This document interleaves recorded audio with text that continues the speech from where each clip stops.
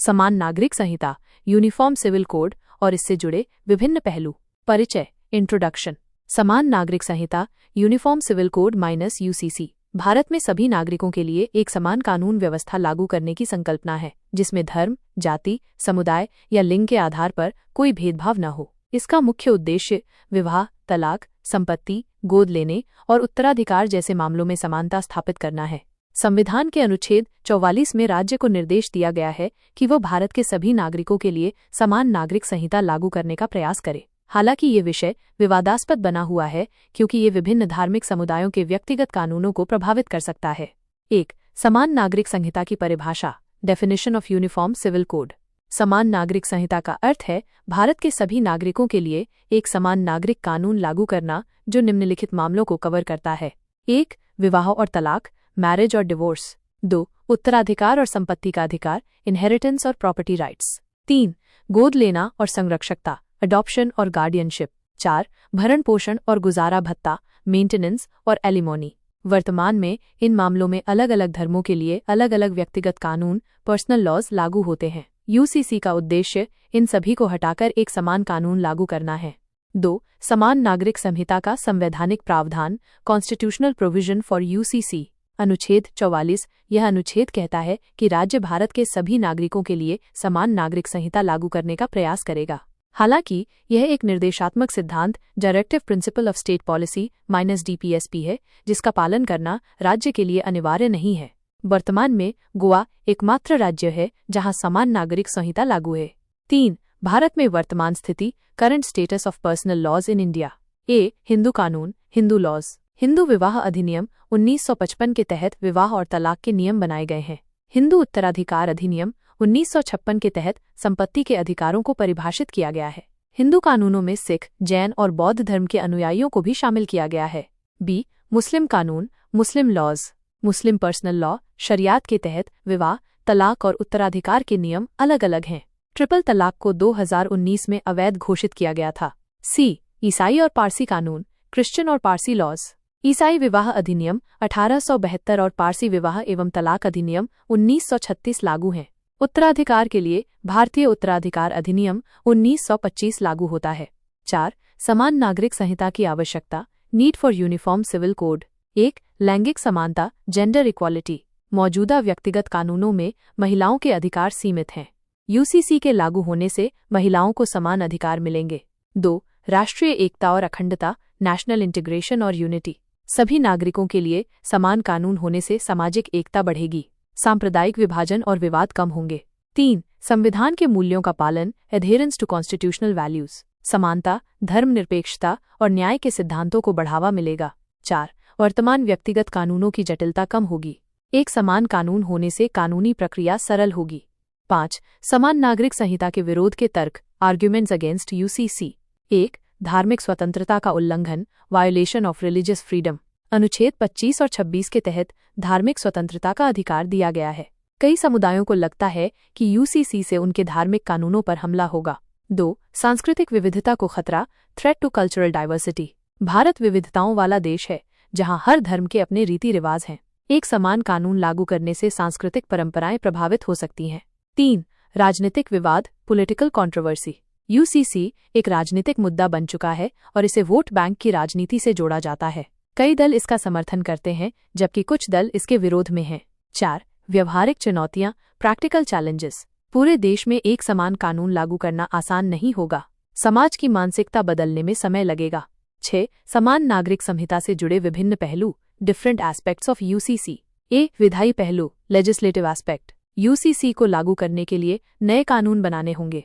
संसद में इस पर बहस और विचार विमर्श करना होगा। बी. सामाजिक पहलू, सोशल एस्पेक्ट। समाज को इसके प्रति जागरूक करने की जरूरत है। विभिन्न समुदायों के बीच सहमति बनानी होगी। सी. न्यायिक पहलू, जुडिशियल एस्पेक्ट। सुप्रीम कोर्ट कई बार यूसीसी लागू करने की सलाह दे चुका है। शाह बानो केस 1985 और सबा इमरान केस 2017 में यूसीसी की आवश्यकता पर जोर दिया गया था। 7. समान नागरिक संहिता को लागू करने के संभावित तरीके, possible ways to implement UCC. 1. चरणबद्ध तरीके से लागू किया जाए। पहले विवाह और तलाक के कानूनों में सुधार किया जाए, धीरे धीरे अन्य कानूनों को भी समान बनाया जाए। 2. समाज में जागरूकता बढ़ाई जाए। स्कूलों, कॉलेजों और मीडिया के माध्यम से यूसीसी के बारे में जागरूकता फैलाई जाए। 3. सभी धार्मिक समुदायों से संवाद किया जाए। सरकार को सभी समुदायों से बात करनी चाहिए ताकि सहमति बनाई जा सके। 4. सर्वोच्च न्यायालय की निगरानी में सुधार किए जाएं। न्यायपालिका के मार्गदर्शन में यूसीसी लागू किया जाए ताकि कोई संवैधानिक संकट न हो। 8. निष्कर्ष कंक्लूजन। समान नागरिक संहिता भारत में सामाजिक समानता, लैंगिक न्याय और राष्ट्रीय एकता को बढ़ावा देने के लिए एक महत्वपूर्ण कदम हो सकता है। हालांकि इसे लागू करने के लिए धार्मिक समुदायों की सहमति, कानूनी सुधार और राजनीतिक इच्छा शक्ति की आवश्यकता होगी। यूसीसी का मुख्य उद्देश्य यह सुनिश्चित करना है कि भारत में सभी नागरिकों को समान अधिकार और अवसर मिले, बिना किसी धार्मिक भेदभाव के। यदि इसे सही तरीके से लागू किया जाए तो यह भारतीय समाज को अधिक न्यायपूर्ण, आधुनिक और प्रगतिशील बना सकता है। मौलिक कर्तव्यों की व्यावहारिकता की परीक्षा, examination of the practicality of fundamental duties. भारतीय संविधान में नागरिकों के लिए न केवल मौलिक अधिकार, फंडामेंटल राइट्स दिए गए हैं, बल्कि मौलिक कर्तव्यों, फंडामेंटल ड्यूटीज का भी प्रावधान किया गया है। ये कर्तव्य नागरिकों को ये याद दिलाते हैं कि वे देश और समाज के प्रति अपनी जिम्मेदारियों को निभाएं। हालांकि मौलिक कर्तव्यों की व्यावहारिकता, प्रैक्टिकलिटी को लेकर कई सवाल उठते हैं, जैसे क्या ये प्रभावी हैं, क्या इनका पालन किया जाता है, क्या इन्हें अनिवार्य बनाया जाना चाहिए। इस लेख में हम मौलिक कर्तव्यों की व्यावहारिकता की परीक्षा करेंगे और ये समझने की कोशिश करेंगे कि ये कितने प्रभावी हैं और इनके पालन में क्या समस्याएं हैं। 1. मौलिक कर्तव्यों की उत्पत्ति, ओरिजिन ऑफ फंडामेंटल ड्यूटीज। भारतीय संविधान में मूल रूप से मौलिक कर्तव्यों का कोई उल्लेख नहीं था। 1976 में 42वें संविधान संशोधन अधिनियम के तहत अनुच्छेद 51A जोड़ा गया, जिसमें 10 मौलिक कर्तव्य शामिल किए गए। 2002 में 86वें संविधान संशोधन के माध्यम से 11वां मौलिक कर्तव्य जोड़ा गया, जिसमें 6-14 वर्ष के बच्चों को शिक्षा दिलवाना माता पिता की जिम्मेदारी बनाई गई। ये कर्तव्य रूस, सोवियत संघ के संविधान से प्रेरित थे। 2. मौलिक कर्तव्यों की सूची, लिस्ट ऑफ फंडामेंटल ड्यूटीज। अनुच्छेद 51A के तहत नागरिकों के 11 मौलिक कर्तव्य निर्धारित किए गए हैं। 1. संविधान का पालन करना और उसके आदर्शों का सम्मान करना। 2. राष्ट्रीय ध्वज और राष्ट्रगान का सम्मान करना। 3. भारत की संप्रभुता, एकता और अखंडता की रक्षा करना। 4. देश की सेवा करना और जब आवश्यक हो राष्ट्रीय रक्षा के लिए तत्पर रहना। 5. भारत की समृद्ध सांस्कृतिक विरासत का महत्व समझना और उसे बनाए रखना। 6. समाज में भाईचारा, समानता और महिलाओं के सम्मान की रक्षा करना। 7. पर्यावरण संरक्षण, प्राकृतिक संसाधनों की सुरक्षा और दयालुता का पालन करना। 8. वैज्ञानिक सोच, मानवता और सुधारवादी दृष्टिकोण विकसित करना। 9. सार्वजनिक संपत्ति की रक्षा करना और हिंसा से बचना। 10. सतत प्रयास से उत्कृष्टता की ओर बढ़ना ताकि देश की प्रतिष्ठा बनी रहे। 11. 6 से 14 वर्ष के बच्चों को अनिवार्य शिक्षा दिलाने में मदद करना। 3. मौलिक कर्तव्यों की व्यावहारिकता, प्रैक्टिकलिटी ऑफ फंडामेंटल ड्यूटीज। ए. सकारात्मक पहलू, positive aspects of fundamental duties. 1. नागरिकों की जिम्मेदारियों को स्पष्ट करता है। मौलिक कर्तव्य नागरिकों को उनके कर्तव्यों की याद दिलाते हैं और ये सुनिश्चित करते हैं कि वे केवल अधिकारों की मांग न करें, बल्कि देश के प्रति अपनी जिम्मेदारी भी निभाएं। 2. राष्ट्रीय एकता और अखंडता को बढ़ावा देता है। संविधान, राष्ट्रीय ध्वज और राष्ट्रगान का सम्मान करने की भावना लोगों में देशभक्ति और एकता को मजबूत करती है। 3. पर्यावरण संरक्षण और वैज्ञानिक सोच को प्रोत्साहित करता है। ये लोगों को प्रकृति, संस्कृति और वैज्ञानिक सोच की रक्षा के लिए प्रेरित करता है। 4. सामाजिक सद्भाव और महिला सशक्तिकरण को बढ़ावा, समाज में भाईचारे, समानता और महिलाओं के प्रति सम्मान को अनिवार्य बनाने का प्रयास करता है। 5. अनुशासन और नैतिकता को बढ़ावा, मौलिक कर्तव्य नागरिकों को नैतिक और सामाजिक रूप से जिम्मेदार बनाते हैं। बी. मौलिक कर्तव्यों के पालन में चुनौतियां, challenges in implementation of fundamental duties. 1. मौलिक कर्तव्यों को लागू करने के लिए कोई दंडात्मक प्रावधान नहीं है। मौलिक कर्तव्यों का पालन अनिवार्य नहीं है और न ही इसके उल्लंघन पर कोई सीधी सजा दी जाती है। इसके विपरीत मौलिक अधिकारों को लागू करवाने के लिए न्यायालय जा सकते हैं। 2. लोगों में जागरूकता की कमी, अधिकांश नागरिकों को मौलिक कर्तव्यों के बारे में जानकारी नहीं है। स्कूलों और कॉलेजों में इसके बारे में विशेष रूप से शिक्षण की कमी है। 3. लोग अधिकारों पर ज्यादा ध्यान देते हैं, कर्तव्यों पर कम। नागरिक अपने मौलिक अधिकारों को लेकर सजग रहते हैं, लेकिन मौलिक कर्तव्यों की अवहेलना करते हैं। उदाहरण के लिए, सार्वजनिक संपत्ति की रक्षा का कर्तव्य है, लेकिन लोग संपत्ति को नुकसान पहुंचाते हैं। 4. सरकार और संस्थाओं की उदासीनता, सरकार भी इन कर्तव्यों को लागू करने के लिए अधिक प्रयास नहीं करती। राजनीतिक दल भी इसे चुनावी एजेंडे में शामिल नहीं करते। 4. मौलिक कर्तव्यों को अधिक प्रभावी बनाने के सुझाव, suggestions for making fundamental duties more effective. 1. शिक्षा प्रणाली में मौलिक कर्तव्यों को अनिवार्य विषय बनाया जाए। स्कूली शिक्षा में नागरिक शास्त्र सिविक्स के तहत मौलिक कर्तव्यों को पढ़ाया जाए। 2. जन जागरूकता अभियान चलाया जाए। सरकारी स्तर पर मीडिया, सोशल मीडिया और अन्य माध्यमों से लोगों को जागरूक किया जाए। 3. कानूनी प्रावधानों को मजबूत किया जाए। कुछ मौलिक कर्तव्यों का पालन अनिवार्य करने के लिए कानून बनाए जाएं, जैसे सार्वजनिक संपत्ति की रक्षा न करने पर दंड, पर्यावरण संरक्षण न करने पर जुर्माना। 4. नागरिकों को प्रोत्साहित किया जाए। अच्छे नागरिकों को सम्मानित करने के लिए राष्ट्रीय कर्तव्य पुरस्कार जैसी योजनाएं चलाई जाएं। 5. सरकार और राजनीतिक दलों की जवाबदेही तय की जाए। सरकार को मौलिक कर्तव्यों को बढ़ावा देने के लिए अधिक सक्रिय भूमिका निभानी चाहिए। 5. निष्कर्ष कंक्लूजन। मौलिक कर्तव्य नागरिकों को ये याद दिलाते हैं कि वे न केवल अपने अधिकारों का उपयोग करें बल्कि देश के विकास में योगदान भी दें। हालांकि इन कर्तव्यों के पालन में कई चुनौतियां हैं, विशेष रूप से जागरूकता की कमी और दंडात्मक प्रावधानों का अभाव। यदि सरकार, शिक्षण संस्थाएं और नागरिक मिलकर इन कर्तव्यों को प्रभावी बनाने के लिए कार्य करें तो भारत एक अधिक उत्तरदायी और जागरूक समाज बन सकता है। मात्र कागजों पर लिखे जाने से बेहतर है कि इन्हें व्यवहार में लाया जाए, तभी इनकी असली सार्थकता सिद्ध होगी। जरूर, यहाँ बिहार से संबंधित प्रश्न और विविध विषयों पर विस्तृत विवरण दिया गया है। बिहार भारत का एक ऐतिहासिक, सांस्कृतिक और राजनीतिक रूप से महत्वपूर्ण राज्य है। यह राज्य न केवल अपनी समृद्ध विरासत के लिए प्रसिद्ध है, बल्कि ये भारतीय राजनीति, अर्थव्यवस्था, सामाजिक सुधारों और प्रशासनिक ढांचे में भी महत्वपूर्ण योगदान देता है। इस लेख में बिहार से जुड़े विभिन्न महत्वपूर्ण विषयों पर चर्चा की जाएगी। बिहार का ऐतिहासिक परिप्रेक्ष्य, historical perspective of Bihar. Bihar का इतिहास प्राचीन काल, मध्यकाल और आधुनिक काल में विभाजित किया जा सकता है।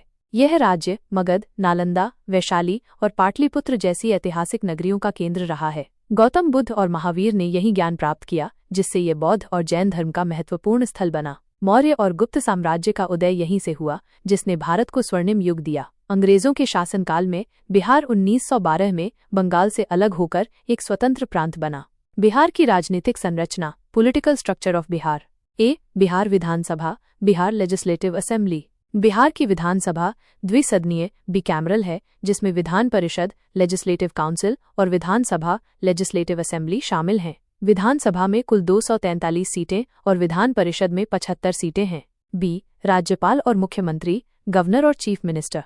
राज्यपाल बिहार का संवैधानिक प्रमुख होता है, जिसे राष्ट्रपति नियुक्त करता है। मुख्यमंत्री राज्य का कार्यकारी प्रमुख होता है, जिसे विधानसभा में बहुमत प्राप्त दल चुनता है। प्रमुख राजनीतिक दल। बिहार की राजनीति में प्रमुख दल राष्ट्रीय Janata Dal (RJD), Janata Dal United (JDU), Bharatiya Janata party (BJP) और कांग्रेस (आईएनसी) हैं। बिहार की प्रशासनिक व्यवस्था, एडमिनिस्ट्रेटिव स्ट्रक्चर ऑफ बिहार। पंचायती राज व्यवस्था, पंचायती राज सिस्टम इन बिहार। बिहार में 73वें संविधान संशोधन 1992 के तहत पंचायती राज व्यवस्था लागू की गई। इसमें ग्राम पंचायत, पंचायत समिति और जिला परिषद शामिल हैं। बिहार पंचायत राज अधिनियम 2006 के तहत पंचायतों को अधिक शक्तियां दी गईं। नगरीय प्रशासन, urban administration in Bihar. Bihar में नगरीय प्रशासन को 74वें संविधान संशोधन 1992 के तहत सशक्त किया गया। इसमें नगर निगम, नगर परिषद और नगर पंचायत आते हैं। पटना, गया, मुजफ्फरपुर, भागलपुर जैसे प्रमुख नगर निगम हैं। बिहार की अर्थव्यवस्था, इकोनॉमी ऑफ बिहार। कृषि, एग्रीकल्चर। बिहार की अर्थव्यवस्था मुख्यतः कृषि पर निर्भर है। यहाँ धान, गेहूं, मक्का, गन्ना, दलहन और तिलहन प्रमुख फसलें हैं। कृषि उत्पादन में वृद्धि के लिए कई योजनाएं चलाई गई हैं, जैसे जल जीवन हरियाली योजना, समृद्धि योजना आदि। उद्योग और व्यापार, इंडस्ट्रीज और ट्रेड। बिहार में मुख्यतः सूक्ष्म, लघु एवं मध्यम उद्योग (एमएसएमई) विकसित हुए हैं। प्रमुख उद्योग चीनी उद्योग, खाद्य प्रसंस्करण, वस्त्र उद्योग, हस्तशिल्प और पर्यटन। बिहार औद्योगिक निवेश प्रोत्साहन नीति के तहत नए उद्योगों को बढ़ावा दिया जा रहा है। बुनियादी ढांचा, इंफ्रास्ट्रक्चर। बिहार में सड़क और रेल नेटवर्क का तेजी से विकास हो रहा है। गंगा नदी पर कई पुल बनाए गए हैं, जिससे यातायात में सुधार हुआ है। पटना मेट्रो परियोजना पर कार्य जारी है। बिहार की शिक्षा प्रणाली, एजुकेशन सिस्टम ऑफ बिहार। प्राचीन काल में नालंदा और विक्रमशिला विश्वविद्यालय विश्वविख्यात शिक्षण संस्थान थे। बिहार में विद्यालयी शिक्षा के लिए मुख्यमंत्री निश्चय योजना लागू की गई। उच्च शिक्षा के लिए पटना विश्वविद्यालय, बिहार विश्वविद्यालय, नालंदा विश्वविद्यालय प्रमुख संस्थान हैं। बिहार स्टूडेंट क्रेडिट कार्ड योजना के तहत छात्रों को उच्च शिक्षा के लिए वित्तीय सहायता दी जाती है। बिहार की सामाजिक स्थिति, सोशल स्ट्रक्चर ऑफ बिहार। ए, जाति संरचना, कास्ट स्ट्रक्चर। बिहार में जाति आधारित सामाजिक संरचना मजबूत है। सामाजिक न्याय के तहत आरक्षण और विभिन्न कल्याणकारी योजनाएं लागू की गई हैं। बी, महिला सशक्तिकरण, वुमेन एम्पावरमेंट। मुख्यमंत्री कन्या उत्थान योजना, साइकिल योजना और आरक्षण नीति के जरिए महिलाओं को शिक्षा और रोजगार में प्रोत्साहन दिया जा रहा है। बिहार में पंचायती राज व्यवस्था में महिलाओं को 50% आरक्षण दिया गया है। बिहार की संस्कृति और पर्यटन, कल्चर और टूरिज्म ऑफ बिहार। ए, बिहार की प्रमुख सांस्कृतिक विशेषताएं। छठ पूजा बिहार का सबसे बड़ा त्योहार है। यहाँ मिथिला पेंटिंग, मधुबानी पेंटिंग विश्व प्रसिद्ध है। बिहार के लोक नृत्य, झूमर, झिझिया, भिखारी ठाकुर का नाच आदि।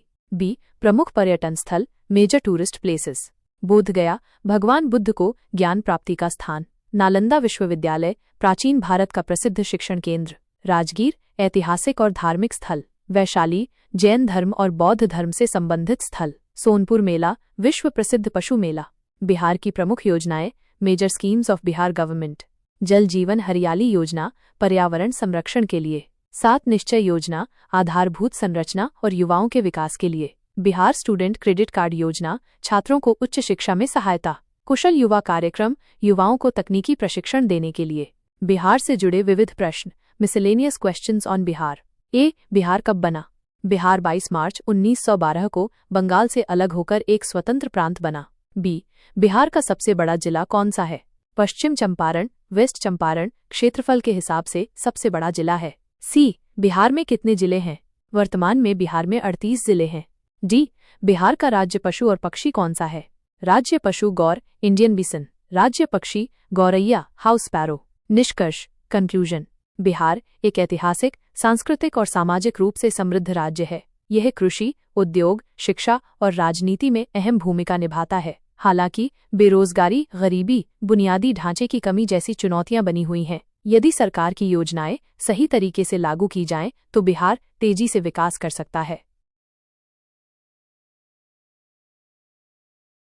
सीमा निर्धारण आयोग, डिलिमिटेशन कमीशन और विधि आयोग, लॉ कमीशन। विस्तृत विवरण। भारत में लोकतांत्रिक प्रक्रिया को प्रभावी और पारदर्शी बनाने के लिए सीमा निर्धारण आयोग, डिलिमिटेशन कमीशन और विधि आयोग, लॉ कमीशन का गठन किया जाता है। दोनों संस्थाएं संविधान और कानून से संबंधित महत्वपूर्ण कार्य करती हैं। 1. सीमा निर्धारण आयोग, डिलिमिटेशन कमीशन। सीमा निर्धारण आयोग का गठन चुनावी क्षेत्रों की सीमाओं के पुनर्निर्धारण के लिए किया जाता है। यह आयोग लोकसभा और राज्य विधानसभाओं के निर्वाचन क्षेत्रों का परिसीमन, डिलिमिटेशन करता है, ताकि जनसंख्या के आधार पर समान प्रतिनिधित्व सुनिश्चित किया जा सके। ए. सीमा निर्धारण आयोग का गठन, formation of delimitation commission. Bharat में संविधान के अनुच्छेद 82 और अनुच्छेद 170 के तहत सीमा निर्धारण आयोग अधिनियम 1952 के अनुसार इसका गठन किया जाता है। यह एक संवैधानिक निकाय, कॉन्स्टिट्यूशनल बॉडी है और इसका गठन भारत सरकार द्वारा अधिनियम के अनुसार समय समय पर किया जाता है। भारत में अब तक 1952, 1963, 1973 और 2002 में 4 बार सीमा निर्धारण आयोग का गठन किया गया है। बी. सीमा निर्धारण आयोग की संरचना, स्ट्रक्चर ऑफ डिलिमिटेशन कमीशन। सीमा निर्धारण आयोग में निम्नलिखित सदस्य होते हैं। 1. भारत के सेवानिवृत्त या कार्यरत सर्वोच्च न्यायालय के न्यायाधीश अध्यक्ष। 2. भारत के चुनाव आयोग का एक सदस्य। 3. संबंधित राज्य का चुनाव आयुक्त। सी. सीमा निर्धारण आयोग के कार्य और शक्तियां, functions and powers of delimitation commission. 1. चुनावी क्षेत्रों की सीमाएं निर्धारित करना, लोकसभा और विधानसभाओं के लिए निर्वाचन क्षेत्रों की नई सीमाएं तय करता है। 2. आबादी के आधार पर पुनर्वितरण, जनसंख्या के आधार पर निर्वाचन क्षेत्रों को संतुलित किया जाता है। 3. आरक्षण का निर्धारण, अनुसूचित जाति SC और अनुसूचित जनजाति ST के लिए आरक्षित निर्वाचन क्षेत्रों का निर्धारण। 4. निर्णय अंतिम और बाध्यकारी होता है, इसके द्वारा लिए गए निर्णय को किसी भी न्यायालय में चुनौती नहीं दी जा सकती। 5. संसदीय और विधानसभा सीटों की संख्या स्थिर करना, यह तय करता है कि किसी राज्य में कितनी सीटें होंगी। डी. सीमा निर्धारण आयोग की वर्तमान स्थिति, current status of delimitation commission. 2002 में गठित आखिरी सीमा निर्धारण आयोग ने 2008 में अपनी रिपोर्ट सौंपी थी। भारत में 2026 तक निर्वाचन क्षेत्रों के पुनर्निर्धारण पर रोक है। हाल ही में केंद्र सरकार ने जम्मू कश्मीर, असम, अरुणाचल प्रदेश, नागालैंड और मणिपुर के लिए 2020 में नया सीमा निर्धारण आयोग बनाया। ई. सीमा निर्धारण आयोग से संबंधित चुनौतियां, चैलेंजेस ऑफ डिलिमिटेशन कमीशन। 1. राजनीतिक विवाद, कुछ राज्यों में सीटों की संख्या बढ़ने या घटने से असंतोष उत्पन्न होता है। 2. जनसंख्या असंतुलन, कुछ राज्यों में अधिक जनसंख्या वृद्धि के कारण सीटों का असमान वितरण हो सकता है। 3. आरक्षण का विवाद, अनुसूचित जाति और जनजाति के आरक्षित निर्वाचन क्षेत्रों के निर्धारण को लेकर मतभेद होते हैं। 2. विधि आयोग, लॉ कमीशन ऑफ इंडिया। विधि आयोग का परिचय, इंट्रोडक्शन टू लॉ कमीशन। विधि आयोग एक अधिस्थायी निकाय, एड हॉक बॉडी है जो कानूनी सुधारों, लीगल रिफॉर्म से संबंधित सिफारिशें देता है। इसका गठन भारत सरकार द्वारा एक कार्यकारी आदेश, एग्जीक्यूटिव ऑर्डर के तहत किया जाता है। यह सरकार को कानूनों की समीक्षा, संशोधन और नए कानूनों के निर्माण पर सलाह देता है। विधि आयोग का गठन, formation of law commission. Bharat में पहला विधि आयोग 1955 में गठित किया गया था। अब तक 22 विधि आयोग गठित किए जा चुके हैं। वर्तमान में 22वां विधि आयोग 20202023 कार्यरत है। विधि आयोग की संरचना, स्ट्रक्चर ऑफ लॉ कमीशन। 1. अध्यक्ष भारत के सुप्रीम कोर्ट के सेवानिवृत्त न्यायाधीश या कोई प्रतिष्ठित विधि विशेषज्ञ। 2. सदस्य, विभिन्न क्षेत्रों के कानून विशेषज्ञ, अधिवक्ता, न्यायाधीश और शोधकर्ता। 3. सचिवालय, प्रशासनिक कार्यों के लिए सचिव और सहायक सचिव। विधि आयोग के कार्य और शक्तियां, functions and powers of law commission. 1. मौजूदा कानूनों की समीक्षा, पुराने और अप्रासंगिक कानूनों को समाप्त करने या संशोधित करने की सिफारिश करता है। 2. नए कानूनों का प्रस्ताव, सरकार को नए कानून बनाने के लिए सुझाव देता है। 3. न्यायिक प्रक्रिया में सुधार, अदालतों में लंबित मामलों को कम करने और न्याय प्रणाली को तेज करने की सलाह देता है। 4. मानवाधिकार और सामाजिक न्याय पर रिपोर्ट, महिलाओं, बच्चों, अनुसूचित जातियों और जनजातियों के अधिकारों को सुरक्षित करने के लिए सुझाव देता है। 5. संविधान संशोधन की सिफारिशें, संविधान में आवश्यक संशोधनों के लिए सरकार को सलाह देता है। 6. सरकार को कानूनी सलाह देना, महत्वपूर्ण विधायी मामलों पर सरकार को मार्गदर्शन देता है। विधि आयोग की प्रमुख सिफारिशें, major recommendations of law commission.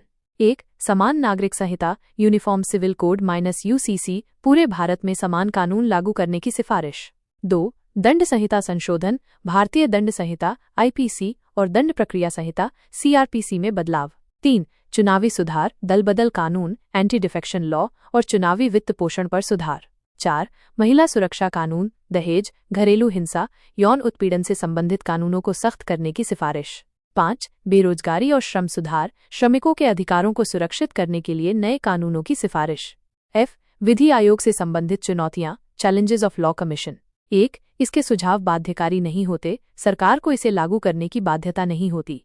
2. राजनीतिक हस्तक्षेप, सरकार कई बार विधि आयोग की सिफारिशों को राजनीतिक कारणों से नजरअंदाज कर देती है। 3. धीमी प्रक्रिया, कुछ मामलों पर रिपोर्ट आने में कई साल लग जाते हैं। 3. निष्कर्ष, कंक्लूजन। सीमा निर्धारण आयोग। सीमा निर्धारण आयोग भारत में समान और निष्पक्ष प्रतिनिधित्व सुनिश्चित करने के लिए बहुत आवश्यक है। हालांकि इसके कार्यान्वयन में राजनीतिक हस्तक्षेप और असंतुलन की समस्याएं बनी रहती हैं। विधि आयोग। विधि आयोग देश के कानूनी ढांचे को मजबूत बनाने में सहायक है। हालांकि इसकी सिफारिशों को अनिवार्य न किए जाने के कारण कई सुधार लागू नहीं हो पाते। यदि इन दोनों आयोगों को अधिक स्वायत्तता और शक्ति दी जाए तो भारत की लोकतांत्रिक और न्यायिक व्यवस्था अधिक प्रभावी और पारदर्शी बन सकती है।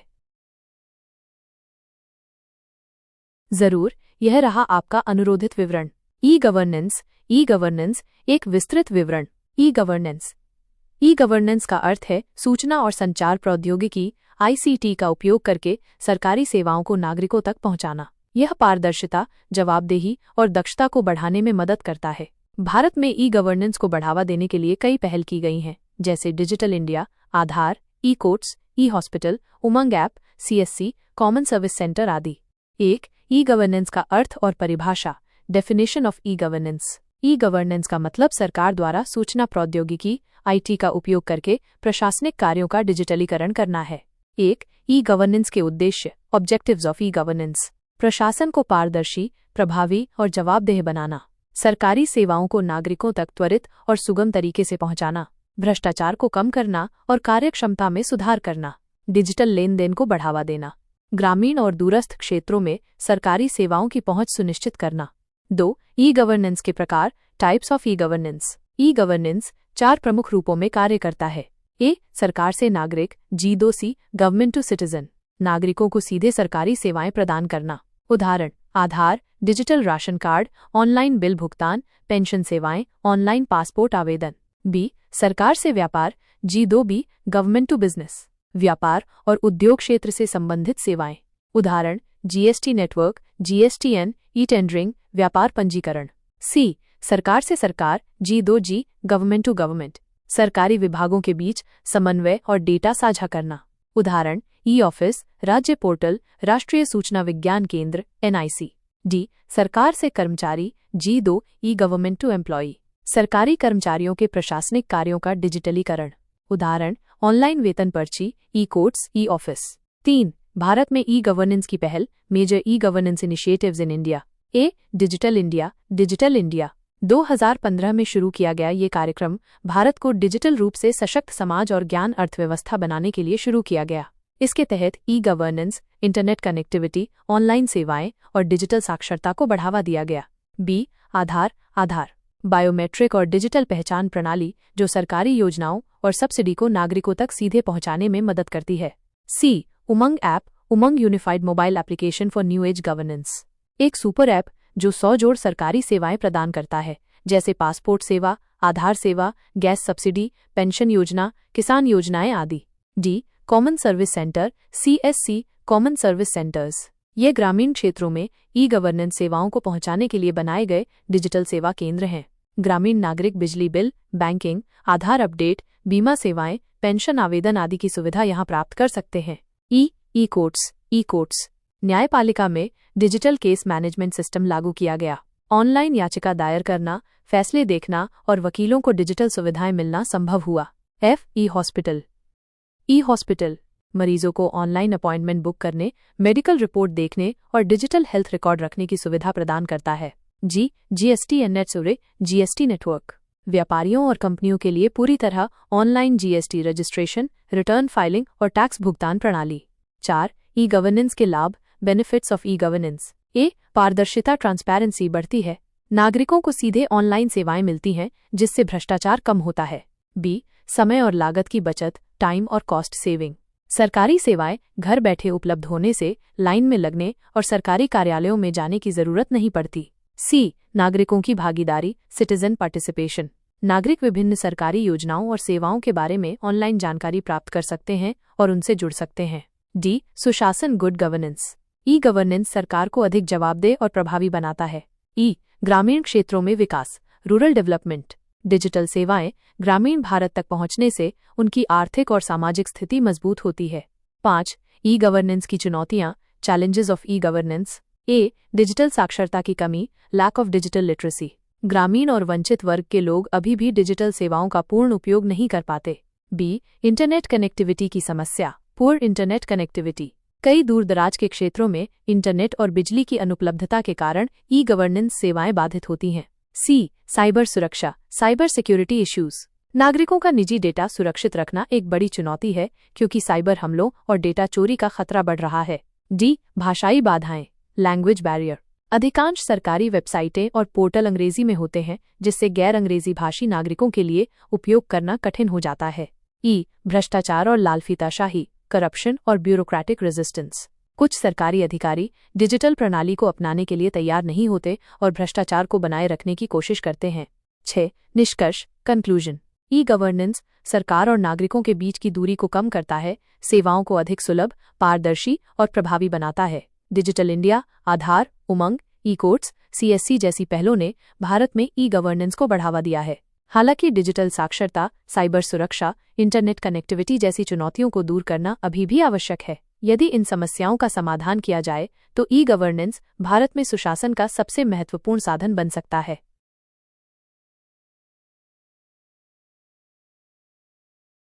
स्थानीय स्वशासन का अर्थ है स्थानीय स्तर पर जनता द्वारा चुनी गई सरकार जो अपने क्षेत्र के विकास और प्रशासन की जिम्मेदारी संभालती है। भारत में स्थानीय स्वशासन को 73वें और 74वें संविधान संशोधन 1992 के माध्यम से संवैधानिक दर्जा दिया गया। स्थानीय स्वशासन के 2 प्रमुख भाग होते हैं। 1 ग्राम पंचायत, पंचायती राज सिस्टम, ग्रामीण क्षेत्रों के लिए। 2 नगरपालिका, म्युनिसिपैलिटीज, शहरी क्षेत्रों के लिए। 1 पंचायती राज प्रणाली, पंचायती raj system in India. Bharat में पंचायती राज व्यवस्था 73वें संविधान संशोधन अधिनियम 1992 के तहत लागू की गई थी। इसका उद्देश्य गांवों के प्रशासन को लोकतांत्रिक रूप से विकेंद्रीकृत करना था। 1 पंचायती राज व्यवस्था की संरचना 3-tier सिस्टम ऑफ पंचायती राज। पंचायती राज व्यवस्था को 3 स्तरों में विभाजित किया गया है। ए, ग्राम पंचायत, विलेज लेवल, स्थानीय स्तर। ग्राम पंचायत गांव की सबसे छोटी प्रशासनिक इकाई होती है। ग्राम प्रधान, सरपंच पंचायत का प्रमुख होता है। प्रत्येक गांव के लोग ग्राम सभा में शामिल होते हैं और पंचायत को नियंत्रित करते हैं। बी, पंचायत समिति, ब्लॉक लेवल, मध्य स्तर। ये तहसील या ब्लॉक स्तर पर होती है। कई ग्राम पंचायतों को मिलाकर पंचायत समिति बनाई जाती है। पंचायत समिति का प्रमुख कहलाता है। सी, जिला परिषद, डिस्ट्रिक्ट लेवल, शीर्ष स्तर। यह जिले की सर्वोच्च पंचायती संस्था होती है। जिला परिषद जिले के सभी पंचायतों और पंचायत समितियों का समन्वय करती है। इसका प्रमुख अध्यक्ष, चेयरपर्सन होता है। 2, पंचायती राज प्रणाली के मुख्य प्रावधान। 1, संवैधानिक दर्जा, कॉन्स्टिट्यूशनल स्टेटस। 73वें संशोधन के माध्यम से पंचायती राज को संवैधानिक दर्जा मिला। 2, ग्राम सभा गांव के सभी पंजीकृत मतदाता ग्राम सभा का हिस्सा होते हैं। 3, निर्वाचन, इलेक्शंस। पंचायती राज संस्थाओं का कार्यकाल 5 वर्ष तय किया गया। 4, आरक्षण, रिजर्वेशन। अनुसूचित जाति, जनजाति और महिलाओं के लिए 33% सीटें आरक्षित की गईं। 5, राज्य वित्त आयोग, स्टेट फाइनेंस कमीशन। पंचायतों को आर्थिक सहायता देने के लिए प्रत्येक राज्य में वित्त आयोग बनाया गया। 6, राज्य निर्वाचन आयोग, स्टेट इलेक्शन कमीशन। पंचायत चुनाव कराने के लिए राज्य निर्वाचन आयोग का गठन किया गया। 7, 11वीं अनुसूची। इसमें 29 विषयों की सूची जोड़ी गई जिन पर पंचायतों को अधिकार दिए गए। 2, बिहार में पंचायती राज प्रणाली, पंचायती राज सिस्टम इन बिहार। बिहार भारत का पहला राज्य था जिसने 2 अक्टूबर 2001 को पंचायती राज प्रणाली लागू की। बिहार सरकार ने 2006 में बिहार पंचायत राज अधिनियम, बिहार पंचायत राज एक्ट 2006 लागू किया, जिससे स्थानीय शासन को और अधिक सशक्त बनाया गया। 1, बिहार पंचायत राज अधिनियम 2006, बिहार पंचायती राज एक्ट 2006। इस अधिनियम के तहत बिहार में पंचायती राज संस्थाओं को और अधिक अधिकार दिए गए। ए, बिहार में पंचायती राज व्यवस्था की संरचना। बिहार में भी पंचायती राज प्रणाली 3 स्तरों में विभाजित है। 1, ग्राम पंचायत, विलेज पंचायत। ग्राम प्रधान, मुखिया के नेतृत्व में कार्य करती है। 2, पंचायत समिति, ब्लॉक लेवल, प्रमुख द्वारा संचालित की जाती है। 3, जिला परिषद, डिस्ट्रिक्ट काउंसिल। जिला परिषद का नेतृत्व अध्यक्ष करता है। 2, बिहार पंचायत राज अधिनियम 2006 के प्रमुख प्रावधान। ए, आरक्षण, रिजर्वेशन। महिलाओं के लिए 50% आरक्षण दिया गया। अनुसूचित जाति, जनजाति और पिछड़ा वर्ग के लिए भी आरक्षण लागू किया गया। बी, ग्राम कचहरी, विलेज कोर्ट। बिहार में पंचायती राज अधिनियम 2006 के तहत ग्राम कचहरी, विलेज कोर्ट की स्थापना की गई। ग्राम कचहरी स्थानीय स्तर पर छोटे मोटे विवादों का निपटारा करती है। सी, वित्तीय अधिकार, फाइनेंशियल पावर्स। ग्राम पंचायतों को स्थानीय कर वसूलने का अधिकार दिया गया। केंद्र और राज्य सरकार से अनुदान प्राप्त करने की व्यवस्था की गई। डी, ग्राम विकास योजनाएं, विलेज डेवलपमेंट स्कीम्स। पंचायतों को मनरेगा, MG, NREGA, प्रधानमंत्री आवास योजना, स्वच्छ भारत अभियान जैसी योजनाओं को लागू करने की जिम्मेदारी दी गई।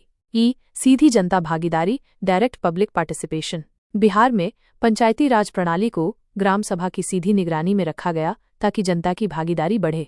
पंचायत स्तर पर जन सुनवाई, पब्लिक हियरिंग का प्रावधान किया गया। 3, बिहार में पंचायती राज प्रणाली की उपलब्धियां, अचीवमेंट्स ऑफ पंचायती राज इन बिहार। महिलाओं की भागीदारी। पंचायतों में महिलाओं को 50% आरक्षण मिलने से उनकी भागीदारी बढ़ी है। स्थानीय विकास को गति, सड़क, पानी, शिक्षा, स्वास्थ्य आदि क्षेत्रों में पंचायतों ने योगदान दिया है। ग्राम कचहरी की सफलता। छोटे मोटे विवादों के निपटारे में ग्राम कचहरी ने सकारात्मक भूमिका निभाई है।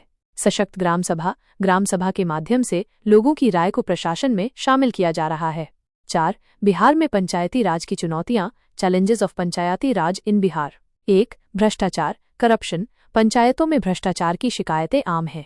2, वित्तीय कमी, लैक ऑफ फंड्स। पंचायतों के पास वित्तीय संसाधन सीमित हैं। 3, राजनीतिक हस्तक्षेप, पॉलिटिकल इंटरफेरेंस। कई बार राज्य सरकार पंचायतों के कामकाज में हस्तक्षेप करती है। 4, प्रशिक्षण की कमी, लैक ऑफ ट्रेनिंग। पंचायत प्रतिनिधियों को प्रभावी प्रशासन चलाने के लिए प्रशिक्षण की कमी है। 5, स्वायत्तता की समस्या, लैक ऑफ ऑटोनॉमी। पंचायती राज संस्थाओं को पूर्ण स्वतंत्रता नहीं मिल पाई है। 5, निष्कर्ष, कंक्लूजन। पंचायती राज प्रणाली भारत के लोकतंत्र की जड़ें मजबूत करने का एक महत्वपूर्ण साधन है। बिहार पंचायती राज अधिनियम 2006 ने स्थानीय प्रशासन को और अधिक प्रभावी बनाने की कोशिश की, जिससे महिलाओं और कमजोर वर्गों को सशक्त किया जा सका। हालांकि भ्रष्टाचार, वित्तीय कमी और प्रशासनिक चुनौतियों के कारण अभी भी पंचायती राज प्रणाली को और सुधारने की आवश्यकता है। यदि पंचायतों को अधिक वित्तीय स्वतंत्रता दी जाए और पारदर्शिता बढ़ाई जाए तो स्थानीय शासन अधिक प्रभावी और सफल बन सकता है। 73वां और 74वां संविधान संशोधन, ग्राम पंचायत और शहरी प्रशासन। भारतीय संविधान के 73वें और 74वें संशोधन अधिनियम 1992 ने स्थानीय स्वशासन, लोकल सेल्फ गवर्नेंस को सशक्त बनाया। इन संशोधनों के माध्यम से ग्राम पंचायतों और शहरी प्रशासन को संवैधानिक दर्जा मिला, जिससे लोकतंत्र को जमीनी स्तर तक मजबूत किया जा सके। 73वां संविधान संशोधन अधिनियम 1992 पंचायती राज सिस्टम। 73वें संविधान संशोधन के माध्यम से पंचायती राज प्रणाली को मजबूती दी गई और इसे संविधान में भाग IX पार्ट IX में शामिल किया गया। उद्देश्य ऑब्जेक्टिव, ग्रामीण क्षेत्रों में लोकतांत्रिक प्रक्रिया को मजबूत करना, स्थानीय स्तर पर लोगों की भागीदारी बढ़ाना, प्रशासनिक विकेंद्रीकरण डिसेंट्रलाइजेशन को बढ़ावा देना। 2. पंचायती राज व्यवस्था की संरचना, structure of panchayati raj system. 73वें संशोधन के तहत पंचायती राज प्रणाली को 3 स्तरों 3 टियर सिस्टम में विभाजित किया गया। ग्राम पंचायत विलेज लेवल, ये सबसे निचला स्तर है जो गांव में प्रशासन करता है। ग्राम प्रधान सरपंच इसका प्रमुख होता है। पंचायती क्षेत्र के लोगों द्वारा सीधे चुनाव किए जाते हैं। पंचायत समिति इंटरमीडिएट लेवल ब्लॉक लेवल, इसे तालुका ब्लॉक पंचायत भी कहा जाता है। ग्राम पंचायतों के प्रतिनिधि इसमें शामिल होते हैं। ये विकास परियोजनाओं और प्रशासन को संभालती है। जिला परिषद डिस्ट्रिक्ट लेवल, यह सबसे ऊंचा स्तर है और जिले में पंचायतों की निगरानी करती है। जिला परिषद के सदस्य राज्य सरकार से समन्वय रखते हैं। 3. मुख्य प्रावधान की प्रोविजंस ऑफ 73rd अमेंडमेंट। 1. अनुच्छेद 243 से 243O तक पंचायतों से संबंधित प्रावधान जोड़े गए। 2. पंचायती राज संस्थानों को संवैधानिक दर्जा प्रदान किया गया। 3. प्रत्यक्ष चुनाव का प्रावधान किया गया। 4. पंचायतों का कार्यकाल 5 वर्ष तय किया गया। 5. आरक्षण, अनुसूचित जाति जनजाति और महिलाओं के लिए सीटें आरक्षित की गईं, महिलाओं के लिए 33% आरक्षण। 6. राज्य वित्त आयोग स्टेट फाइनेंस कमीशन हर 5 साल में पंचायतों को आर्थिक सहायता देने के लिए बनाया गया। 7. राज्य निर्वाचन आयोग स्टेट इलेक्शन कमीशन पंचायत चुनाव कराने के लिए गठन किया गया। 8. 11वीं अनुसूची में 29 विषयों की सूची जोड़ी गई जिन पर पंचायतों को अधिकार दिए गए। 2. 74वां संविधान संशोधन अधिनियम 1992 अर्बन लोकल बॉडीज। 74वें संविधान संशोधन के तहत शहरी प्रशासन अर्बन एडमिनिस्ट्रेशन को संवैधानिक दर्जा दिया गया और इसे भाग IX पार्ट IX में जोड़ा गया। 1. उद्देश्य ऑब्जेक्टिव, शहरी क्षेत्रों में स्वशासन को मजबूत करना, नगर पालिकाओं को अधिक स्वायत्तता और वित्तीय सशक्तता देना, जनता को शहरी विकास में भागीदार बनाना। 2. नगर पालिकाओं की संरचना, structure of urban local bodies. शहरी प्रशासन को 3 स्तरों में विभाजित किया गया। नगर निगम म्यूनिसिपल कॉरपोरेशन, बड़े शहरों के लिए गठित किया जाता है। इसका नेतृत्व महापौर मेयर करता है। ये सफाई, जलापूर्ति, सड़कों, परिवहन आदि की जिम्मेदारी निभाता है। नगर पालिका म्यूनिसिपल काउंसिल, मध्यम आकार के शहरों के लिए बनाई जाती है। इसका नेतृत्व अध्यक्ष चेयरपर्सन करता है। नगर पंचायत छोटे शहरों और गांवों को जोड़ने वाले क्षेत्रों के लिए बनाई जाती है। इसका नेतृत्व अध्यक्ष चेयरपर्सन करता है। 3. मुख्य प्रावधान की प्रोविजंस ऑफ 74th अमेंडमेंट। 1. अनुच्छेद 243P से 243ZG तक शहरी प्रशासन से जुड़े प्रावधान जोड़े गए। 2. प्रत्यक्ष चुनाव के तहत नगर निकायों के सदस्य जनता द्वारा चुने जाते हैं। 3. नगर निकायों का कार्यकाल 5 वर्ष तय किया गया। 4. आरक्षण, अनुसूचित जाति जनजाति और महिलाओं 33% के लिए सीटें आरक्षित की गईं। 5. राज्य वित्त आयोग शहरी निकायों को वित्तीय सहायता देने के लिए बनाया गया। 6. राज्य निर्वाचन आयोग नगर निकायों के चुनाव कराने के लिए गठन किया गया। 7. 12वीं अनुसूची में 18 विषय जोड़े गए जिन पर नगर निकायों को अधिकार दिए गए। 3. ग्राम पंचायत 1. ग्राम पंचायत के कार्य, फंक्शंस ऑफ ग्राम पंचायत, ग्रामीण विकास योजनाओं का क्रियान्वयन, प्राथमिक शिक्षा और स्वास्थ्य सेवाओं की देखरेख, पेयजल, सड़क, सफाई और सार्वजनिक सुविधाओं का प्रबंधन, कृषि, पशुपालन और कुटीर उद्योगों का प्रोत्साहन। 2. ग्राम पंचायत के वित्तीय स्रोत, financial sources of gram panchayat, संपत्ति कर, जल कर, व्यवसाय कर, केंद्र और राज्य सरकार से अनुदान, पंचायत क्षेत्र में विकास परियोजनाओं से आय। 4. शहरी प्रशासन अर्बन एडमिनिस्ट्रेशन। 1. शहरी प्रशासन के कार्य functions of urban local bodies, नगर क्षेत्र की सफाई, जल आपूर्ति और सीवेज प्रबंधन, सड़क, परिवहन और स्ट्रीट लाइट की व्यवस्था, अस्पताल, स्कूल और पुस्तकालयों की देखरेख, शहरी नियोजन और भवन निर्माण की अनुमति। 2. शहरी निकायों के वित्तीय स्रोत, financial sources of urban local bodies, संपत्ति कर, जल कर, मनोरंजन कर, वाहन पंजीकरण शुल्क, टोल टैक्स, केंद्र और राज्य सरकार से अनुदान। 5. 73वें और 74वें संशोधन की महत्वपूर्ण उपलब्धियां, अचीवमेंट्स। स्थानीय प्रशासन को संवैधानिक दर्जा मिला। ग्रामीण और शहरी निकायों में लोकतांत्रिक प्रक्रिया मजबूत हुई। महिलाओं और वंचित वर्गों की राजनीति में भागीदारी बढ़ी। विकेंद्रीकरण के माध्यम से स्थानीय सरकारों को अधिक सशक्त किया गया। 6. 73वें और 74वें संशोधन से संबंधित चुनौतियां, चैलेंजेस। पंचायतों और नगर निकायों के पास पर्याप्त वित्तीय संसाधन नहीं है। कई स्थानों पर स्थानीय निकायों में भ्रष्टाचार देखा जाता है। राज्य सरकारों का अत्यधिक हस्तक्षेप स्थानीय स्वशासन की स्वायत्तता को प्रभावित करता है। कुछ राज्यों में पंचायत चुनाव नियमित रूप से नहीं कराए जाते। 7. निष्कर्ष, कंक्लूजन। 73वें और 74वें संविधान संशोधन ने स्थानीय स्वशासन को मजबूती दी और जनता को शासन में भागीदार बनाया। हालांकि अभी भी कई सुधारों की आवश्यकता है ताकि पंचायतों और नगर निकायों को अधिक वित्तीय और प्रशासनिक स्वतंत्रता मिल सके। यदि स्थानीय निकायों को अधिक शक्तियां दी जाएं, तो भारत में ग्राम और शहरी विकास को नई दिशा मिल सकती है।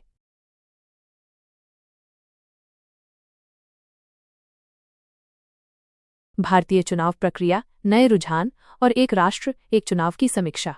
1. भारतीय चुनाव प्रक्रिया, इंडियन इलेक्शन प्रोसेस। भारत में चुनाव लोकतांत्रिक व्यवस्था की आधारशिला हैं। भारतीय संविधान का अनुच्छेद 324 से 329 तक चुनावों से संबंधित प्रावधानों का उल्लेख किया गया है। चुनाव आयोग, election commission of India (ECI) स्वतंत्र और निष्पक्ष चुनाव कराने की जिम्मेदारी निभाता है। 1. चुनाव की प्रक्रिया, स्टेजेस ऑफ इलेक्शन प्रोसेस। ए. निर्वाचन क्षेत्र, कंस्टिट्यूएंसीज का निर्धारण। पूरे देश को लोकसभा, राज्य विधानसभाओं और स्थानीय निकायों के निर्वाचन क्षेत्रों में विभाजित किया जाता है। परिसीमन आयोग, डिलिमिटेशन कमीशन, निर्वाचन क्षेत्रों की सीमा तय करता है। बी. मतदाता सूची का निर्माण, प्रिपरेशन ऑफ वोटर लिस्ट। चुनाव आयोग पात्र मतदाताओं की सूची तैयार करता है। प्रत्येक नागरिक जिसका नाम मतदाता सूची में शामिल है, मतदान करने का अधिकार रखता है। सी. नामांकन, नॉमिनेशन ऑफ कैंडिडेट्स। चुनाव लड़ने के इच्छुक उम्मीदवार चुनाव आयोग के पास अपना नामांकन दाखिल करते हैं। उम्मीदवारों की पृष्ठभूमि की जांच की जाती है। डी. प्रचार अभियान, इलेक्शन कैंपेनिंग। राजनीतिक दल और उम्मीदवार जनता से वोट मांगने के लिए प्रचार अभियान चलाते हैं। आचार संहिता लागू की जाती है ताकि कोई भी गलत प्रचार न हो। ई. मतदान, वोटिंग प्रोसेस। निर्धारित तिथि पर मतदान केंद्रों पर वोटिंग कराई जाती है। भारत में EVM इलेक्ट्रॉनिक वोटिंग मशीन और VVPAT voter verified paper audit trail का उपयोग किया जाता है। F. मतगणना और परिणाम घोषणा, काउंटिंग और रिजल्ट डिक्लेरेशन।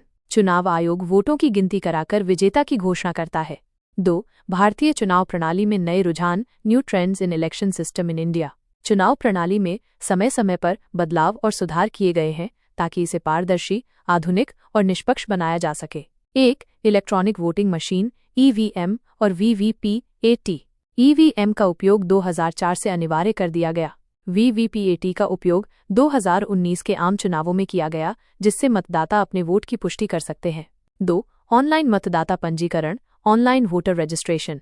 चुनाव आयोग ने ऑनलाइन पोर्टल लॉन्च किए हैं जिससे नागरिक अपना नाम मतदाता सूची में जोड़ सकते हैं। 3. सोशल मीडिया और डिजिटल प्रचार। फेसबुक, ट्विटर, यूट्यूब और इंस्टाग्राम जैसे प्लेटफॉर्म का उपयोग चुनाव प्रचार में बढ़ा है। डिजिटल मीडिया पर प्रचार के लिए भी चुनाव आयोग ने नियम बनाए हैं। 4. मतदाता जागरूकता अभियान, voter awareness campaigns. SVEEP- systematic voter education and electoral participation कार्यक्रम चलाया जा रहा है। युवाओं को मतदान के लिए प्रोत्साहित किया जाता है। 5. प्रवासी मतदाता, NRIs वोटिंग राइट्स। प्रवासी भारतीयों NRI को मतदान का अधिकार देने पर विचार किया जा रहा है। अब तक उन्हें वोट डालने के लिए भारत आना पड़ता है। 6. चुनावी बॉन्ड, इलेक्टोरल बॉन्ड्स। चुनावी चंदे को पारदर्शी बनाने के लिए सरकार ने चुनावी बॉन्ड की शुरुआत की, हालांकि इस पर कई विवाद भी रहे हैं। 7. पर्यावरण अनुकूल चुनाव, इको फ्रेंडली इलेक्शंस।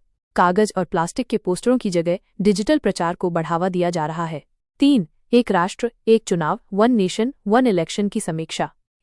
एक राष्ट्र एक चुनाव क्या है? ये एक ऐसी व्यवस्था है जिसमें लोकसभा और सभी राज्य विधानसभाओं के चुनाव एक साथ कराए जाएंगे। 1952, 1957, 1962 और 1967 में भारत में लोकसभा और विधानसभा चुनाव एक साथ कराए गए थे, लेकिन 1967 के बाद सरकारें अस्थिर होने लगीं और 1971 में यह व्यवस्था समाप्त हो गई। 2. एक राष्ट्र एक चुनाव के फायदे, advantages of one nation one election. बार बार चुनाव से बचाव। बार बार चुनाव होने से सरकारी मशीनरी और संसाधनों पर भारी दबाव पड़ता है। एक राष्ट्र एक चुनाव से ये समस्या हल हो सकती है। बी. खर्च में कमी, रिडक्शन इन एक्सपेंसेस। हर चुनाव पर हजारों करोड़ रुपए खर्च होते हैं, एक साथ चुनाव से इस खर्च में कमी आएगी। सी. विकास कार्यों में रुकावट नहीं होगी। बार बार चुनाव होने से आचार संहिता लागू होती है, जिससे विकास कार्य प्रभावित होते हैं। यदि एक साथ चुनाव होंगे तो सरकार बिना रुकावट के काम कर सकेगी। डी. प्रशासनिक और सुरक्षा बलों का कुशल उपयोग। बार बार चुनाव होने से सुरक्षा बलों और प्रशासन पर दबाव पड़ता है, एक साथ चुनाव से इन संसाधनों का कुशल उपयोग हो सकेगा। 3. एक राष्ट्र एक चुनाव के नुकसान, challenges of one nation one election. संविधान में संशोधन की आवश्यकता। संविधान में कई अनुच्छेदों में संशोधन करना होगा, इसमें केंद्र और राज्य सरकारों को सहमति देनी होगी। बी.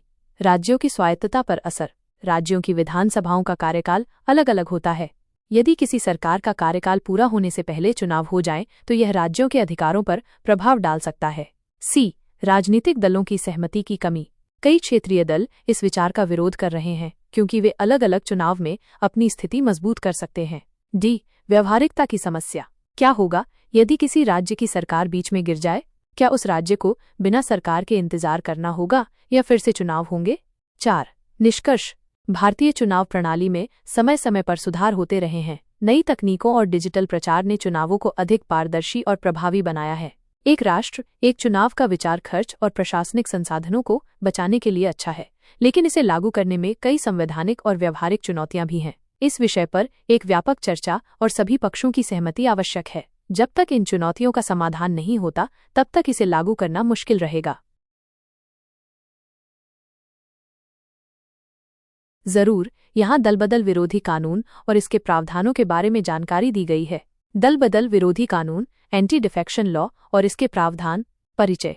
दलबदल विरोधी कानून भारतीय राजनीति में अनुशासन और स्थिरता बनाए रखने के लिए बनाया गया है। यह कानून संविधान की 10वीं अनुसूची 10th शेड्यूल में शामिल है और 1985 में 52वें संविधान संशोधन अधिनियम के माध्यम से लागू किया गया था। इसका मुख्य उद्देश्य निर्वाचित प्रतिनिधियों को पार्टी छोड़ने या लालच में आकर दलबदल करने से रोकना है। 1. दलबदल विरोधी कानून का उद्देश्य राजनीतिक स्थिरता बनाए रखना, सरकारों को गिरने से रोकने और राजनीतिक अस्थिरता को कम करने के लिए। लोकतंत्र की रक्षा, निर्वाचित प्रतिनिधियों को पार्टी की विचारधारा के अनुरूप बनाए रखने के लिए। सौदेबाजी की राजनीति को रोकना, व्यक्तिगत लाभ या मंत्री पद के लिए दल बदलने से रोकने के लिए। 2. दलबदल विरोधी कानून के प्रमुख प्रावधान। 1. अयोग्यता के आधार। कोई भी निर्वाचित सदस्य निम्नलिखित स्थितियों में अयोग्य घोषित किया जा सकता है। यदि कोई सदस्य अपनी पार्टी छोड़ दे। यदि कोई लोकसभा, राज्यसभा, विधानसभा या विधान परिषद का सदस्य स्वेच्छा से अपनी पार्टी छोड़ देता है तो उसे अयोग्य घोषित कर दिया जाएगा। बी. यदि कोई सदस्य पार्टी के व्हिप का उल्लंघन करे। यदि कोई विधायक या सांसद पार्टी के व्हिप के खिलाफ जाकर मतदान करता है या मतदान से बचता है तो वो अयोग्य घोषित हो सकता है। पार्टी व्हिप का मतलब वो आदेश होता है जिसके अनुसार सदस्यों को सदन में मतदान करना होता है। सी. यदि कोई निर्दलीय विधायक सांसद किसी पार्टी में शामिल हो जाए। यदि कोई निर्दलीय उम्मीदवार चुनाव जीतने के बाद किसी राजनीतिक दल में शामिल हो जाता है तो उसे अयोग्य घोषित किया जा सकता है। डी. यदि कोई मनोनीत सदस्य किसी पार्टी में शामिल हो जाए। यदि किसी सदन में राष्ट्रपति या राज्यपाल द्वारा मनोनीत सदस्य किसी राजनीतिक दल में शामिल हो जाता है और 6 महीने के भीतर इस्तीफा नहीं देता तो उसे अयोग्य घोषित किया जा सकता है। 3. दलबदल विरोधी कानून के अपवाद, एक्सेप्शंस। कुछ परिस्थितियों में दलबदल करने पर सदस्य को अयोग्य नहीं माना जाता। 1. पार्टी के विलय, मर्जर की स्थिति में। यदि किसी पार्टी के कम से कम 2 तिहाई सदस्य किसी दूसरी पार्टी में विलय कर लेते हैं तो उन पर यह कानून लागू नहीं होगा। इसका अर्थ है कि यदि बड़ी संख्या में सदस्य दल बदलते हैं तो उन्हें छूट मिल सकती है। 2. लोकसभा अध्यक्ष, स्पीकर और राज्यसभा के सभापति, चेयरमैन की स्वतंत्रता। लोकसभा अध्यक्ष, स्पीकर और राज्यसभा के उपराष्ट्रपति, चेयरमैन पर यह कानून लागू नहीं होता यदि वे अपने पद पर रहते हुए किसी अन्य दल में शामिल होते हैं। 4. दल बदल के मामलों में निर्णय कौन करता है? दल बदल के मामलों का निर्णय लोकसभा अध्यक्ष, स्पीकर या राज्यसभा के सभापति, चेयरमैन लेते हैं। यदि यह मामला विधानसभा से जुड़ा है तो संबंधित विधानसभा का अध्यक्ष स्पीकर इस पर निर्णय लेता है। अध्यक्ष का निर्णय अंतिम माना जाता है, लेकिन इसे उच्चतम न्यायालय सुप्रीम कोर्ट में चुनौती दी जा सकती है। 5. दल बदल विरोधी कानून की कमियां, चैलेंजेस और क्रिटिसिज्म। हालांकि ये कानून राजनीतिक अस्थिरता को रोकने के लिए लाया गया था, लेकिन इसमें कुछ महत्वपूर्ण खामियां भी हैं। 1. अध्यक्ष स्पीकर की पक्षपातपूर्ण भूमिका। अध्यक्ष का निर्णय अंतिम होता है, जिससे वे किसी भी दल के पक्ष में निर्णय दे सकते हैं। कई बार सत्ताधारी दल पर अध्यक्ष के प्रभाव की वजह से निष्पक्ष निर्णय नहीं होते। 2. लोकतंत्र के मूल सिद्धांतों का उल्लंघन। यह कानून निर्वाचित प्रतिनिधियों को स्वतंत्र रूप से अपने विचार व्यक्त करने से रोकता है। कभी कभी पार्टी विप के कारण सदस्य अपनी व्यक्तिगत राय नहीं रख पाते। 3. 2/3 विलय प्रावधान का दुरुपयोग। 2/3 सदस्यों के विलय का नियम कई बार बड़ी पार्टियों द्वारा छोटे दलों को समाप्त करने के लिए उपयोग किया जाता है। इससे राजनीतिक अस्थिरता का खतरा बना रहता है। 4. कानूनी प्रक्रिया में देरी। स्पीकर या चेयरमैन द्वारा मामले का निर्णय लेने में कई बार लंबा समय लग जाता है, जिससे दल बदल करने वाले सदस्य बच जाते हैं। कई मामलों में सदस्य अपने कार्यकाल की समाप्ति तक सदन में बने रहते हैं। 6. दल बदल विरोधी कानून में सुधार के सुझाव। अध्यक्ष की भूमिका को न्यायपालिका को सौंपना। निर्णय लेने का अधिकार अध्यक्ष के बजाय स्वतंत्र न्यायिक समिति को दिया जाना चाहिए। निर्णय लेने की समय सीमा तय करना। दल बदल से जुड़े मामलों का 3 महीने के भीतर निपटारा अनिवार्य किया जाना चाहिए। स्वतंत्र वोटिंग की अनुमति। संसद और विधानसभा के सदस्यों को पार्टी के खिलाफ जाकर महत्वपूर्ण विधेयकों पर मतदान की छूट दी जानी चाहिए। सख्त दंड का प्रावधान। जो सदस्य दल बदल करता है उसे कम से कम 5 साल तक चुनाव लड़ने से प्रतिबंधित किया जाना चाहिए। 7. दल बदल विरोधी कानून और सुप्रीम कोर्ट के महत्वपूर्ण फैसले। 1. Kesavananda Bharati case 1973। Supreme court ने कहा कि लोकतंत्र की मूल संरचना बेसिक स्ट्रक्चर को नष्ट नहीं किया जा सकता। 2. होलोहोन केस 1992। सुप्रीम कोर्ट ने कहा कि दल बदल से जुड़े मामलों में स्पीकर के निर्णय की न्यायिक समीक्षा जुडिशियल रिव्यू संभव है। 3. किहोतो होलोहोन बनाम जचिलो 1993। कोर्ट ने स्पष्ट किया कि स्पीकर के निर्णय को न्यायपालिका में चुनौती दी जा सकती है। 8. निष्कर्ष। दल बदल विरोधी कानून भारतीय लोकतंत्र को स्थिरता प्रदान करने का एक महत्वपूर्ण साधन है, लेकिन इसके दुरुपयोग की भी संभावना रहती है। यह कानून राजनीति में अनुशासन लाने में काफी हद तक सफल रहा है, लेकिन इसमें अभी भी कई सुधारों की जरूरत है ताकि इसका प्रभावी क्रियान्वयन सुनिश्चित किया जा सके। यदि न्यायपालिका की निगरानी बढ़ाई जाए और निष्पक्ष निर्णय लिए जाएं, तो यह कानून भारतीय लोकतंत्र को और अधिक सशक्त बना सकता है।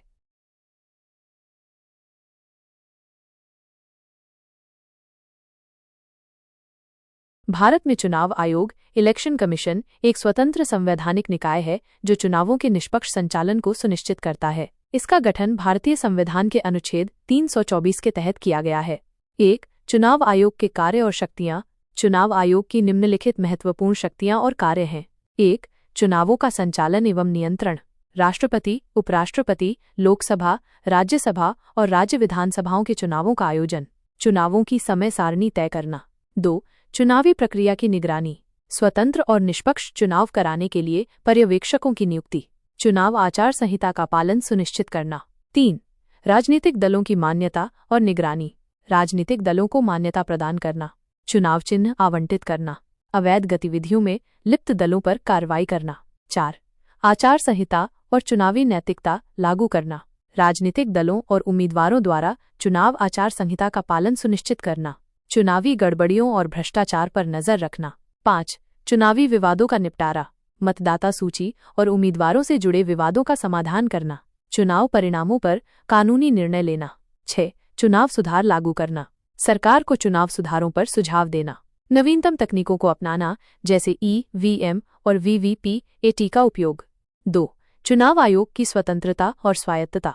चुनाव आयोग की स्वतंत्रता और निष्पक्षता बनाए रखने के लिए संविधान में निम्नलिखित प्रावधान किए गए हैं। 1. संवैधानिक दर्जा। अनुच्छेद 324 के तहत चुनाव आयोग को एक स्वतंत्र निकाय का दर्जा प्राप्त है। इसे कार्यपालिका एग्जीक्यूटिव से अलग रखा गया है। 2. आयुक्तों की नियुक्ति और निष्कासन प्रक्रिया।